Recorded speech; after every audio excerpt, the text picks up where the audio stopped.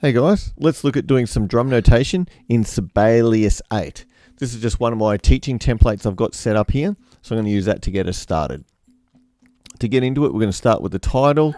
It's easy, you just double click on it, or you can drag it in from your text. I'm just going to call this drumming notation, and we'll go in here, and we'll call it part 1. So we've got that all nice and titled. Now also with the paper, you'll notice that I've got a creamy sort of color in the background. You can set it to whatever you want, different textures they're called. I just find it's a nice one to be able to look at for a while without my eyes getting blinded by really bright light. Now with the time signature, set in 4/4 as we saw before. You can set that when you set up your piece, which is great. Now let's look at inputting notes. Now a really handy feature is you've got little keypad here, but also that references the keys on your actual keyboard, the numeric board. So the 0, that's your rest, the full stop is the dots, then number 1, your 32nd notes, 2, your 16ths, 3 eighths notes, etc. right throughout the whole keyboard.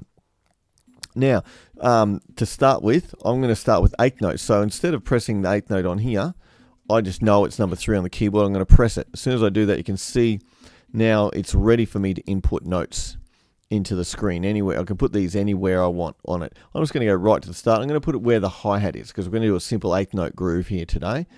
So I've just put it straight in there. And as you can see, the note is still ready. I can put all these notes in and just keep going, put 8 notes wherever I want them. But what I'm going to do, I'm going to press escape, and that drops that out, and it just puts me on the note that I just put in. You can see it's blue. And I want to change that to a hi-hat. And shortcuts is a real key with using any software like this.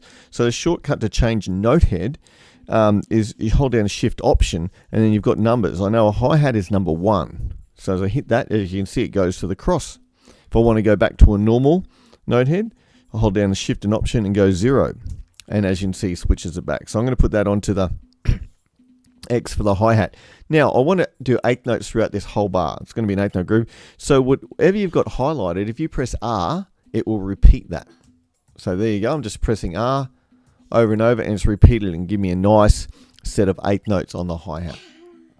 And now at the moment, the stems are all facing down. We'll look later. It's only takes a second, and we'll get them all facing up.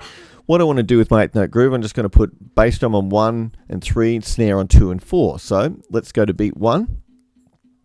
And normally with music, when you're writing, for piano or whatever else, and you're going to put chords in, whatever note you're on, you can just hit, like, say, the 5 on the keyboard, and that will give you the interval or fifth step up from that. If you go to the next one, you can hit 3, then I could put a 4th on top of that.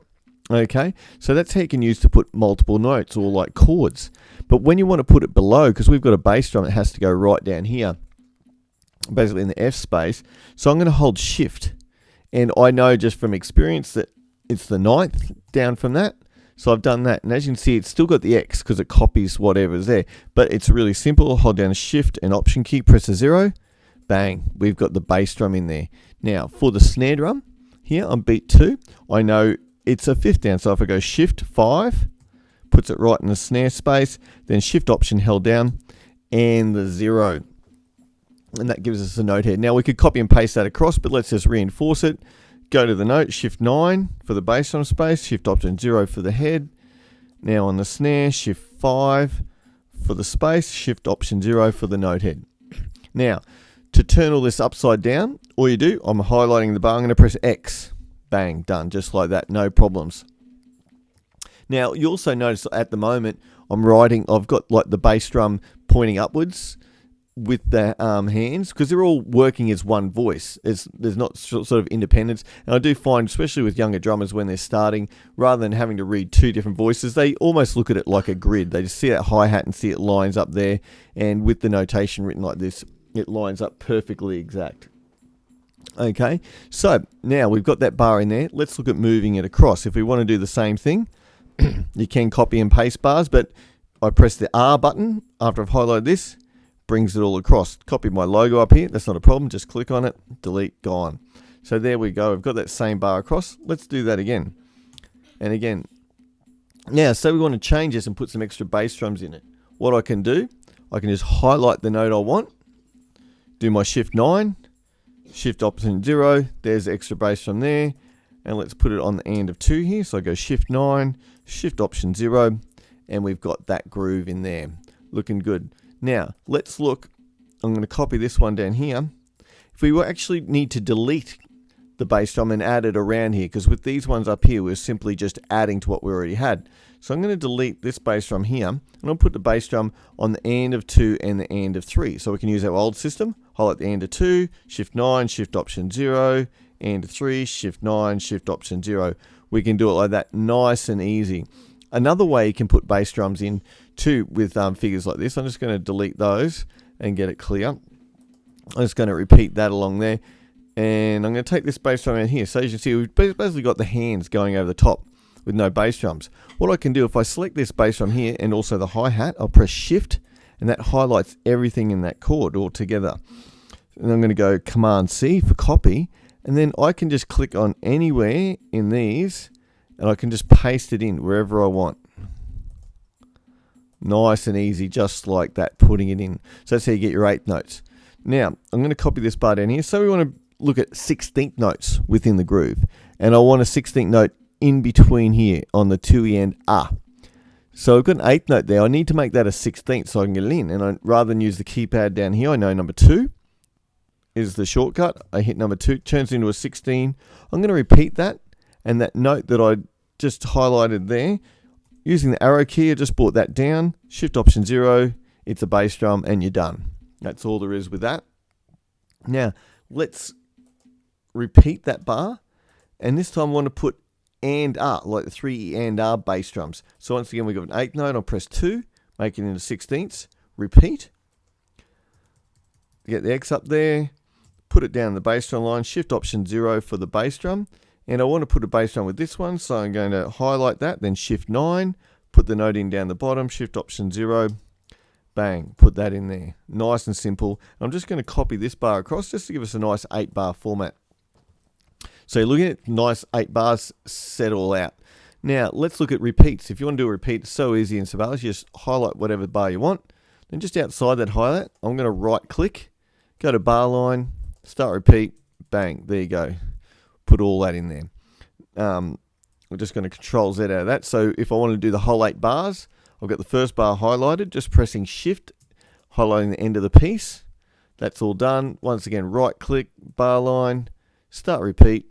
There you go, at the start and at the end. We're cooking with gas. Okay, nice and easy. And that'd be a great way to set it out if I was going to write a full drum part, you know, with 8 bars repeated and then write the next section in.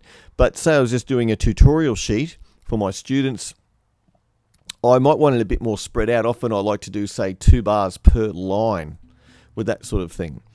But first off, I want to make them individual bars for exercises. So if I get this first one here, right click it, start repeat, I've got the repeats in there. Now, rather than do that for every 8 bars, what I can do, I've got the first repeat highlighted there. If I hold down the command key and press the other repeat, you can see it's highlighted just those 2 repeat bars. Not just R, which repeats anything that's highlighted. As you can see, that just puts it straight across. So I've got all the 8 bars all highlighted there. Now, what I can do, because I want those 2 bars per system, is if I highlight that bar line there at the end of the second bar, and I'll press Command, moves it down. You can see the indicator key up there. Once again, I go these 2 bars on the line, bang, done. And these ones, it's already naturally done. I'm just going to put that there just to force it to stay down.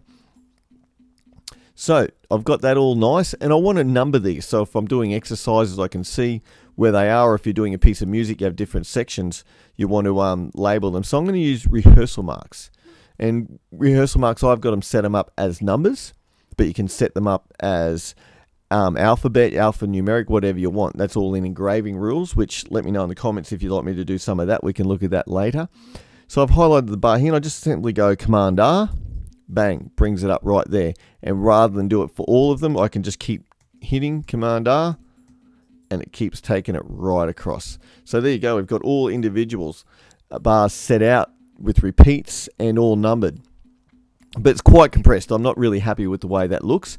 And in layout, there's a thing called optimize, and it's set to auto, so all these are automatically spaced evenly. But what I want to do is spread them out a little bit. So what I'm going to do, I'm going to select them all, and then I'm going to go, I want to optimize that selection. Okay, at first it'll put it up right. That don't freak out, that's all good. I'm just going to get this first one and just drag it down here. There we go. Now, as you can see, it's just spread everything out really nice, makes it look really clear and quite legible. And if ever sometimes you have to move things manually up and down, because you can get these bars and just move them wherever you want. It's quite simple. But what you can do, if you go up to your view and you go up to staff rulers, you can see along here, it's got all the measurements of each bar. And sometimes that comes in handy when you do have different, like you could have text coming out the top of it, so you need a little bit more space between one. You can see where you're going and how much you're out with. Okay, but that's a great introduction to doing drum set notation, bringing it all together just from scratch and getting a good part there. Hope you enjoyed it. Subscribe to the channel and let me know in the comments if you've got any other questions about it. Thanks, guys.